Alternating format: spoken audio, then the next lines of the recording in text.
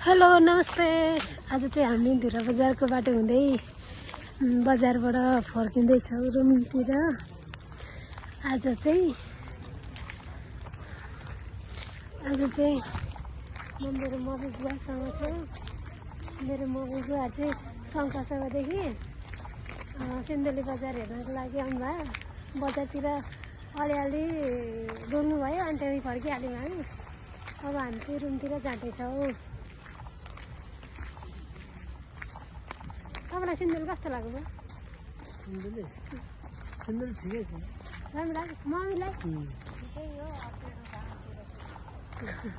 मेरो गाउँ हेर्नको लागि त यहाँदेखि 2 घन्टा।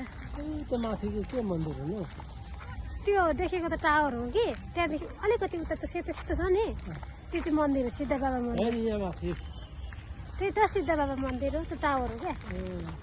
त्यो देखेको त्यो त्यो रातो रातो जस्तो छ नि, त्यो चाहिँ टावर हो। अस्ति हामी कहीँ गएको अनि त्यहाँदेखि तल हेऱ्यो भने चाहिँ यो सिन्धुली बजार कस्तो राम्रो देखिन्छ क्या।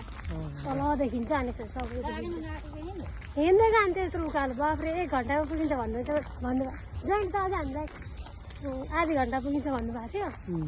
तर अनि भान्सी र म गएको कति 1 घन्टा झन् 1.5 घन्टा नै लाग्यो क्या उकालो त्यस्तो रहेछ। अनि झर्दाखेरि फेरि ओह्रालो जाँदाखेरि उकालो त केही भएन, बरु झर्दाखेरि चाहिँ त्यो खुट्टा खाँदियो क्या। हेर्नु गाइज हाम्रो सिन्धुली धुरा बजार।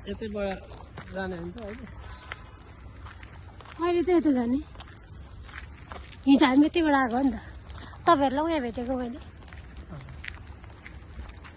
अनि खोला तरेर आएको।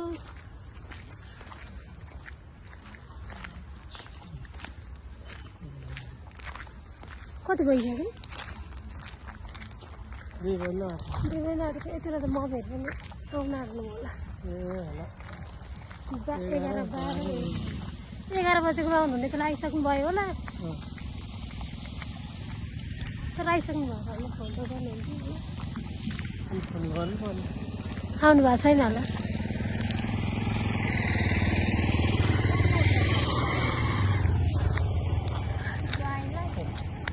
भिडियो गरेको क्या। अब यो भिडियो भरे हेर्नुपर्छ, भरे लाउनु पर्छ, फेसबुकमा लाउने हो क्या। सुन्तला नखाने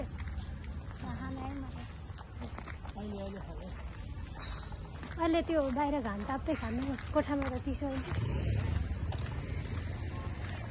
ऊ त्यो बाटो हाइसेर हिँडिरहन्छ नि त पूर्व जानु। ऊ त्यो यो गाडीहरू चलिरहेछ नि माथि, यता क्या त्यही बाटो त हो नि। तपाईँहरूलाई कहाँ ओह्राल्थ्यो त त्यसो भए?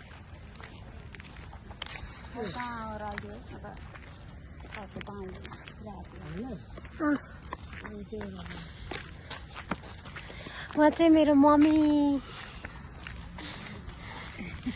उहाँ चाहिँ बुवा। छोरीको गाउँघर हेर्न आउनु भयो अरे। छोरीको गाउँघर चाहिँ यहाँदेखि अझ धेरै उता गाउँमा जानुपर्छ। म चाहिँ अहिले बजारतिर बसेको छु, त्यही भएर बुबाहरूलाई पनि आउन जान भेट्न सजिलो भयो। 3 घन्टाको बाटो 2 घन्टा उता। यतैबाट हो उता।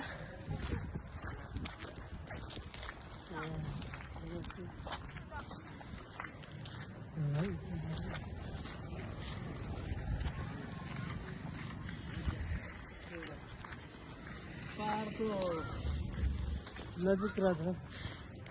ठुलो पहाड छैन,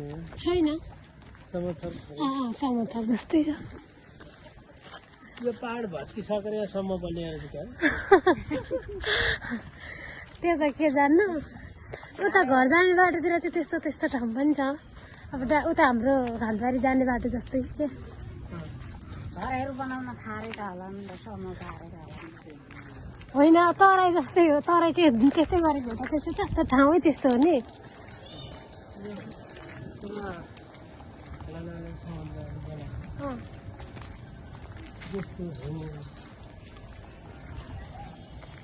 हाम्रो मम्मी बुवालाई चाहिँ यो सिन्धुली ठाउँ चाहिँ तराई जस्तै लाग्यो, तराई हो, समथर छ, डाँडा काँडा देखिएन भन्ने गुनासो भयो। तर सिन्धुली त्यस्तै छ, अलिक डाँडा काँडा उता उता कता बाउ डाँडा।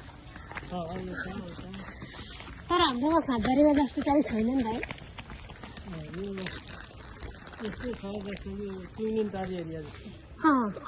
अलिक तर तुमलिङ त अलिक सानो छ, यो अलिक ठुलो त्यस्तै अब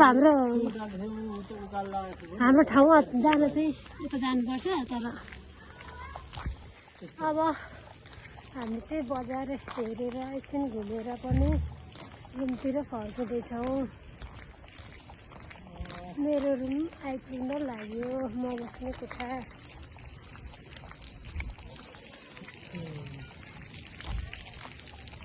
गर्मी